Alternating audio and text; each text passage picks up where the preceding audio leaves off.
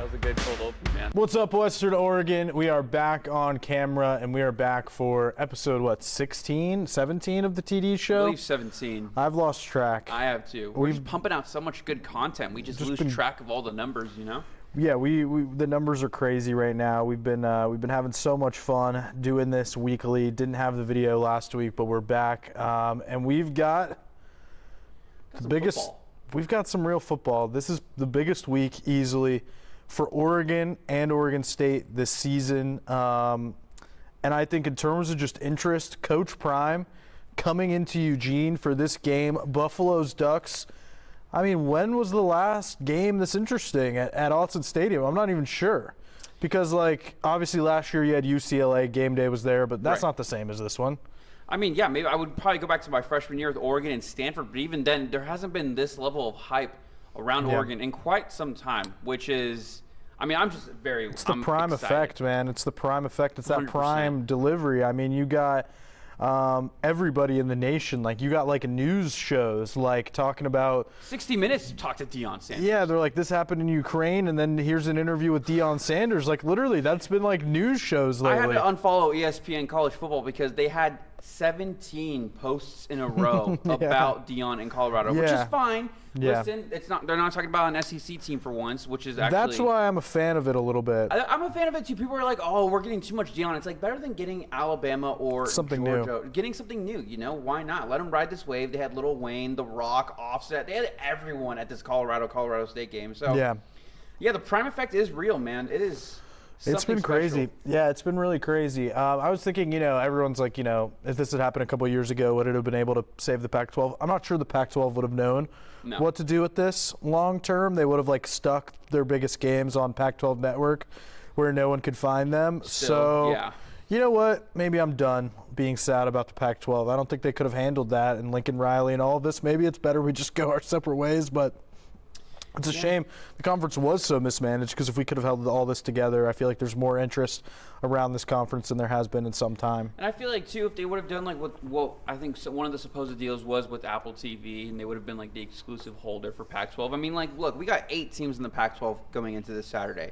8 freaking teams. In the top 25, yeah. Imagine the numbers that Apple TV would be pulling with this Oregon-Colorado game. UCLA versus Utah. I mean, we got some great games this Saturday, but the Pac-12 is just so much fun right now. It is amazing. So, I mean, it is what it is, but it sucks that the Pac-12 is dissolving. But, I mean, we'll just ride out the swan song as it lasts, Yeah, it's going to be really, really fun. We'll dive into this Oregon-Colorado matchup, but also, maybe broaden out a little bit. But as we go on, talk about more of these Pac-12 games, maybe some other games going on around the nation, because this is a crazy week of college football. But that Colorado State game was nuts. Overtime, came back from down 11. It really looked like the Coach Prime story and the show was going to take a big hit, and maybe this game in Eugene wouldn't have the interest. I'm kind of happy they won, because I'm happy that the game isn't going to lose any magnitude. No, I was 100% rooting for Colorado that entire game. And at one point I was really nervous. I was like, damn, this is not going to be as exciting if they lose to Colorado State. So I'm glad they pulled it out. They were down 11 in the fourth. Shedeur Sanders just marched, a 98-yard drive.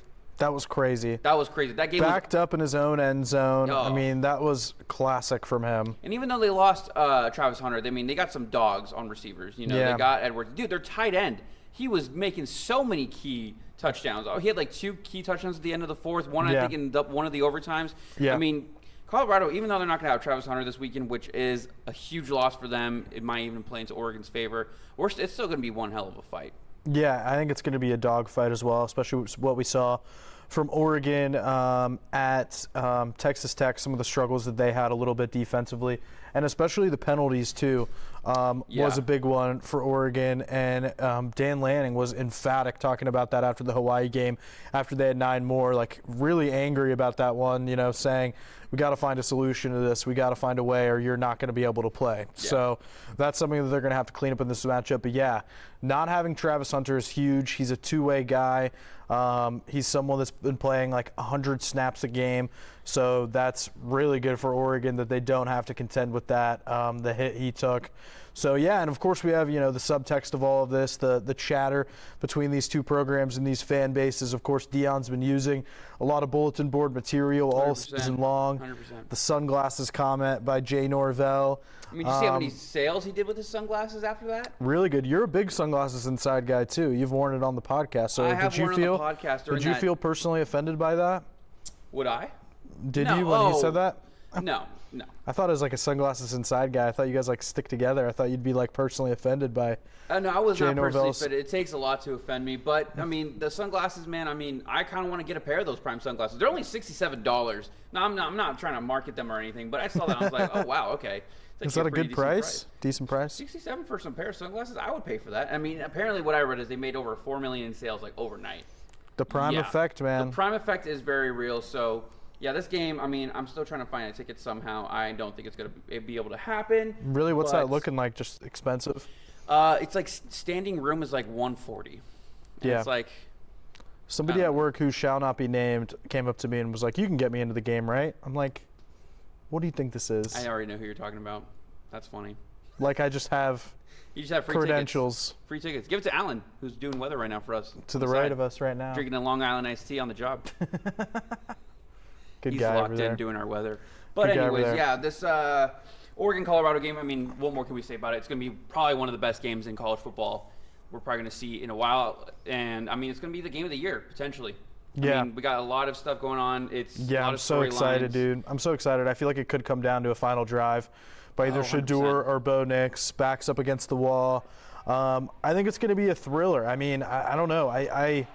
Do you see it being an Oregon dominate? I can't really see Colorado running Oregon off the field. I just don't see that outcome happening with the talent. I still think Oregon has more talent than them and especially more depth, but something about Shedeur, the way they've been able to carve up defenses, it just makes me think it's going to be a close game. I think we're going to see Shedeur like how we saw him against TCU. I think this is going to be a Heisman candidate game for both quarterbacks. I think they're both just going to air it out, sling it. I think Shedeur is going to have close to 500 yards. I think Bo Nix might even hit 400 yards. I just think it's going to be air raid all over the place. I'm I am very excited for this game. It's unreal. I mean, 19 ranked Colorado 19, Oregon at 10. I mean, this is going to be a big Pac-12 matchup. Probably the best one, if not maybe the Oregon State and Wazoo game, which I'm very, very excited for. That one I'm also very locked in. I'm going to be stoked for that. What did you think, though, of Dan Lanning's comments back on Media Day? And it doesn't seem like Deion wants to use this one as fuel like he did with some Nebraska stuff and some of the Colorado State stuff. He said today he respects Lanning as a coach. So he didn't really add much fuel to the fire, and I feel like Lanning kind of tried to diffuse it yesterday as well. I kind of like the both mutual it doesn't seem like it's going that direction. It doesn't seem like it, and I feel like that's going to be good, too, because maybe the players, they won't be, like, all hot and bothered, so they won't be making bad mistakes on either end. So I think the fact that they're both going in, being like, listen, they're both great. They're great coaches, whatever. I'm really admiring that. I mean, there's times where you can be like, oh, he said this and that. But I think for this game, I think it's nice that they're being respectful. They are. I mean, because that one got chippy last week, the Colorado State-Colorado one, and you don't want to see it get to like that. And you saw these hits, which one of them took out Travis Hunter, probably because of that. These guys were getting heated. Yeah. So I think that probably plays into effect to this game. They probably don't want to see their guys get hurt for dirty calls or anything, dirty plays. So I don't know. I really like the mutual respect between them two. But yeah, and I think it's time. I think it's time for big time football. Like, this is a matchup. You don't need any of the noise. You don't need any of the nonsense. Like, this is just two good teams going head to head. Like, we're getting to business now. Like, we're getting into football season. Yeah, they're at Notre Dame, Ohio State, which, like, fair. I kind of wish they hadn't gone to Colorado State, Colorado the week before, so maybe this one had a chance. But they've been kickoff. Did they announce it? It's at 12:30. Sorry. Well, no, like Fox did Big Noon kickoff announce where they're going. I think Big Noon's going there. Yeah. Oh, they are going to Colorado, Oregon. Yeah. Oh, sweet. Yeah. So there will be. Oh my God, Gus Johnson and Joel Klatt calling this game, that changes everything. That is actually major. Gus Johnson has calling this Colorado team is a lot of fun. Dude, oh man, that's going to be even better. Just hearing Gus Johnson call this game. I mean, he called the Oregon-Ohio State game 2 years ago, and that was just unreal. So CJ Verdell, Ohio State, Oregon, let's go! Like, oh, He gets me fired up, man. My favorite call, I forget what game, I think it was Texas, Oklahoma or something, but he was like, Texas, Oklahoma, Big 12, Fox, like, we'll be right back. Like, I love it, He was man. reduced to just one-word phrases. He's one of the best ever. But yeah, all right, so enough about this Colorado-Oregon game. Another game I'm excited for in the Pac-12 is that Oregon State-Wazoo game. You said we're moving right to it. The two-pack bowl Yes. is essentially what this is. And, I mean, apparently, so what, this is the first time that Oregon State and Wazoo are facing each other, both ranked. So that's already a major storyline. Also, too, I mean, I feel like these commentators are just going to be talking about this whole Pac-12 thing. The fact that these are the last two teams in the Pac-12, did they get the restraining order? That's confirmed that they got that. They have that. So, I don't know, a lot of storylines with this game, man. I'm excited for this game. It's at 4, so I'll be able to watch it. It's on Fox, so this is a big platform for them because on Monday, Jonathan Smith really agreed with what Coach Jake Dickert has been saying. These teams belong in the Power 5, which 100%. I agree with. I think these are 2 good athletic programs. We've seen that with Oregon State baseball, some other sports. So what a good platform for them to show that. First ranked matchup in this entire series history. How about that? No, I'm excited. On Fox. So this is a really good platform for both of these teams to show, hey, we do belong on the big stage. And so far, both have looked like they belong. I mean, Washington State, huge win over Wisconsin for the second year in a row when no one thought they could do that. And then for Oregon State, 2 easy wins, but then one that was a little more interesting against San Diego State. I think the defense was really good, giving up only 9 points. Like, I think they've taken less of a drop-off than we thought from last year. But DJ didn't have his best day at the office. It was a little sloppy, a couple interceptions. Yeah, he had 2 interceptions. He went like 15 for 30. I mean, things weren't clicking with him and the receivers. I mean, I don't think it's anything alarming or concerning, but he just struggled a little bit. It happens. I mean, San Diego State, they're a good Mountain West team. They definitely just had him, struggling a little bit. But then look at Damian Martinez. He still had a very decent game. We're not giving him Damian Martinez enough love. Dude, your Heisman campaign. I'm hyping up Damian Martinez. I mean, he had another consistent game. He had like 120. He's had 100 yards in every game so far. Exactly. Like, he could have a 1,000-yard, 1,500-yard season. I mean, he's been killing it, and no one's really talking about him, and I'm upset about it. So hopefully, with this game being on Fox, not only will it show both teams being like, we belong in a Power 5 conference, maybe we'll see. It's a good platform for them. Damian Martinez get some love. DJU get some love. I mean, Wazoo too. I mean, they're a great school. They've always been consistently really good. Same thing with Utah. They're just kind of one of those teams that you got to watch out for in the second you half could of the never season. take Wazoo lightly. No, 100%. Those Washington schools, man. I don't know. Northern Pac. They're pesky. With Mike Leach and rest in peace. Going back in the 90s, they had some good teams. Gardner Minshew. I think they Luke beat our team that one year. But, so Oregon State, Wazoo, very excited for that game. I think Oregon State, I mean, like we said, they kind of struggled a little bit, DJU a little bit, but, I mean, they're still very, very. Gosh, it's here. I just keep thinking both of these games have such implications on the entire Pac-12 season, how the rest of it's going to look. Like, these are just such must-win games for Oregon and Oregon State, but they both feel like it could go either way. Like, this is such a tipping point in the season. Like, we're in week 4, and things are about to get real. It's only week 4. It's only week 4. It always goes by too fast, so enjoy it, savor it while you can. That's why I don't like when all this Halloween stuff comes out early, because I'm like, that just reminds me that October 31st is coming, and that's like near the end of the regular season. We're getting close. That means we have a month left, so no Halloween stuff. Let's just enjoy September for what it is right now. 100%. It always goes by too fast, but the business is really, really about to pick up this week in a big way, and I'm very excited to cover that Oregon-Colorado game. I really want to be at the – what is this on my leg? Got some hairs. You got some long hair over here. I really want to be at that Deion Sanders press conference, maybe like get roasted by him or something. It would be cool to ask him a question. Bull junk. Yeah, what should I ask him after the game? What should you ask him, man? I don't know. I kind of want to ask him. I mean, I saw on the Pat McAfee show, they're like, when are you going to whip out the cowboy hat, man? I mean, is that going to make a regular season debut? And he said, the only way I'm whipping it out is if it's going to be a team I know we're going to kick their butts at. So thank God, if we see him wearing it at Oregon, I'm going to be scared. It's over. I'm scared. But I don't think he will. But yeah, I don't know. Call the game at that point. What should you ask him? I don't know. I don't know. After I'm excited. I definitely want to get a question out to him if I'm at that Deion press conference. But I will be covering it. I do not have any tickets or credentials to give anybody, so don't ask me. You know. That's funny that. So quit asking, like Nick Saban. I'm not going to. So quit asking. Yeah. That's my answer to anyone that thinks they're getting a credential. What a funny question to get. Anything else on these two matchups? Also got UCLA, Utah, another big hinge game. Outside of those, I mean, the Pac-12, we got some great games. We got UCLA against Utah at home. I think that's going to be a very interesting game to watch. We'll see how that one matches up. Arizona, Stanford could be a very interesting game. USC, Arizona State, and then Cal and Washington. I mean, they're all pretty decent games. I think at least one of them, I mean, Arizona Stanford should be interesting. Arizona State's going to upset USC. No, I'm kidding. You're a jerk. Trying to ruffle his feathers. You're a jerk. I know. But, I mean, hey, maybe the Cal-Washington game. I mean, they're 2-1. They had that dominant win against North Texas, and they got spanked by they kept it close against Auburn. They fought well against Auburn. They did. So maybe that's another game to watch out for. Should we pick these games? You asked me prematurely last week, but should we pick them now? Let's pick them now. All right, Colorado, Oregon. What's your score? I'm going Oregon 45, Colorado 37. 8-point victory. 8 point, wow. Maybe in overtime. Okay. Comes down to a final drive by Bo Nix. Oh, okay. I got Oregon 38. Colorado 35. I think it's going to be pretty close. I think it's going to go down to a field goal. I don't know about OT, but it's going to go down to a field goal, and I think it's going to be one of those games where we see people storm the field.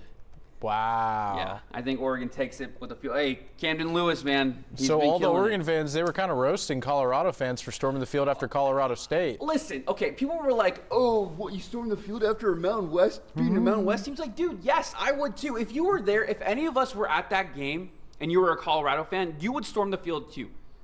We're not storming the Capitol. We're just storming the field, all right? We're just storming the field. Listen, yeah, you beat a Mountain West team, but it's like Colorado went 1-11. Celebrate a little bit. Gosh. Yeah, I think, that fan base is so storming the field. How miserable that must be to be that fan base the last few years under Carl Durrell and those terrible teams. Exactly. And people were like, oh, they're bandwagon fans. I'm like, well, duh. Duh. Like, what are you talking about? Yeah, no, duh. Like, oh, my God. If he stays, can you imagine just like the admissions and how many more people are going to like go to Colorado Dude, I would just storm to be the field there? after every Oregon game. I would have stormed for Oregon, Hawaii. I like that you're not one of That would have been rude. I like that you're not. I like that you're not one of those, too high and mighty fans. Because that's gonna be funny if Oregon storms the field after Colorado right after kind of roasting them. They should. I would. Yeah. If I was at that game, it's like, all these old heads are like, tradition. It's like, okay. Fans get so salty on Fans get super Twitter. salty. So yeah, you know what? If Oregon beats Colorado, you guys better storm the field hard. There you go. That's all I want. Official endorsement from Danny Vigil. I'm sure the Pac-12 will like that. Another thing, DJ Uiagalelei was on the field after the Oregon game. Pretty cool that he played against San Diego State on Saturday and then drove to Eugene to watch his brother Mateo against Hawaii. That was pretty cool. It's a beautiful thing, man. Brotherly love. I didn't know we were in the city of Philadelphia with brotherly love, but it was a beautiful thing. Yeah, I love seeing that little relationship they have. I love it, man. I wouldn't drive 15 minutes for you. Just to let you know. Not even close. All right, let's pick. I would sell your soul for half a corn chip. Yeah. That's fine. Anyways, all right. Corn chips are gross anyways. Oregon State versus Wazoo. Who you got, man? Oh, this is a tough one. I kind of feel like this could be a defensive struggle. I feel like both teams are going to be able to contain the other. But I'm going to go Oregon State 24, Washington State 14. Wow. I think Oregon's real barn burner. Well, I think it'll be fun to watch. I like a good defensive battle every once in a while, and I feel like it'll come down to Oregon State really being able to clamp down on Cam Ward. Okay. They did that last year. They were able to contain him last year. Cam Ward, I think, struggles a little bit, when you get some pressure on him. He tends to, get into some bad technique, throw off his back foot and stuff. I just think this Oregon State defense has been really good, dominant to start the year. Great, dude. Against, a good quarterback in San Jose State. They do lose Micaiah Tongue, a very important backup linebacker for the entire season, which is rough because that guy was playing good to start the year, adjusting from wide receiver to linebacker. So that's tough for them. But overall, I've been extremely impressed. I think 24-14 Oregon State. 24-14. Okay, Oregon State, Wazoo. Oh, man. I'm going to have to go Oregon State, too. I just think Oregon State, they look really good. Yes, did they have some struggles with DJ this last game? Yes, but their defense, but it might be good for them to get that out of the way a little bit. Some kinks, especially going up against Wazoo, who's going to be a formidable team. I'm going to go 28-21. There you go. Similar type of score. I'm excited for it. I think both games will be really good. Let's pick one more. Let's pick UCLA, Utah. I've got the upset by UCLA. Ooh. I believe in Dante Moore more than whatever Utah's got going on at quarterback. Cam Rising's not back this week, right? I don't think he's back now. No. I think it's still. Seems like that Bryson may never Barnes. happen. Seems My like buddy connected with him on LinkedIn after that Gator game. that's But very cool. Networking is so Utah, important. Dude, I mean, you're at Utah at home. I mean, it's kind of hard to bet against them. I'm going to have to go Utah. Kyle Whittingham, great coach. They have always had such a great program. They're a team that annoys me every time. I do respect them a lot, even I though they respect annoy the me. hell out of Utah. I hate how they just dominate everybody. So I'm going to have to go Utah in that game. It's going to be high scoring. I'm going to go like 45-31. 45-31.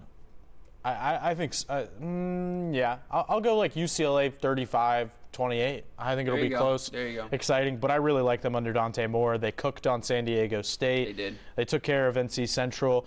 Coastal Carolina one was ugly, but it wasn't ugly whenever Dante Moore was in the game. That's true. Once he stepped in, Once he stepped in, and he is like clearly their guy. 17 for 27 for 290 against San Diego State in a big win. I'm a big believer in this UCLA team as another one that's going to be a thorn in everybody's side. Yes. In the Pac-12, I think USC gets it done against Arizona State. Their schedule still a week from picking up against Colorado, so we'll have 2 straight weeks. We're about to really find out what this Colorado team really is. Yeah. Like, we've seen the preview. Who knows about TCU? I don't think Nebraska's good at all. Colorado State, I don't think is a good team at all. Now they have Oregon and USC back-to-back. We're about to find out. Maybe that's why Deion's drawn back the trash talk a little bit. It's like this thing is really getting going now. Like, this is serious business now. Yeah. So we'll see how it all plays out. Do you want to close, plugging Friday Night Rivals, our Friday Night Football show? Please do. It's been going really well. So we're going to toss. So this past Friday, I was at a crazy game between Corvallis and Crescent Valley. Nice. Super back and forth. Crescent Valley was up 14-6 for like a lot of the game, and then their quarterback Rocco McClave, excellent player, one of the best in the state. One hell of a name. Rocco McClave, excellent name. 2 good Roccos in the area. Sheldon's Rocco Graziano. You got to do this when you say that name. And Rocco McClave. But he got extra on The Sopranos. Yeah, he got ejected for unsportsmanlike conduct. Totally changed the game. Really? And then RJ Young for Corvallis was running all over them. Not a huge guy. He was looking like prime Marshawn Lynch out there breaking tackles. Wow. 2 touchdowns and an interception, and had another long, like 50-yard run to set up another one. So I interviewed him after that game, right afterwards, as the fans were storming the field. Very fun. So we'll close out with my one-on-one post-game interview with RJ Young, the hero of the game from our Game of the Week. And be sure to tune into Friday Night Rivals on KVAL and KMTR every single Friday night. We come on at 11:05 after this guy, Alan Matthews, who's to the right of us, gets done with his news. We come on. So, be sure to tune into that. We'll see you next time. What an incredible scene at Corvallis as the Spartans are able to outlast the Raiders. And I'm here with the man of the hour right now, RJ Young. 2 touchdowns, a key interception. How good does this one feel over your rivals tonight? This feels great. I've been waiting for this game all year, and just being able to play, being able to start, and being able to really push the rock was the best feeling. That interception, I mean, what an incredible play. Crescent Valley has a chance to maybe go take the lead with over a minute left. What did you see on that one before snagging that ball from the quarterback? Before the game, my coach said, watch the quarterback the whole time. That's my only job. And then what happened was I was waiting for him to come out, and he just stared at me, and I saw him throw the ball. And the first thing I thought is, I'm going to catch this ball. I did. I brought it down, and I'm so glad no one else hit me. So it seemed like no one could tackle you in the open field as well. What's going through your mind on some of those long runs today? Honestly, just run the ball as fast as I can. I did have a fumble, which then that got onto me a bit. But when I got back on the running, it was just the thrill of it. I just loved it. No one could stop this man today, and the Spartans pick up an emotional win in a very emotional rivalry game. Thank you so much, and congrats on the win again. Thank you.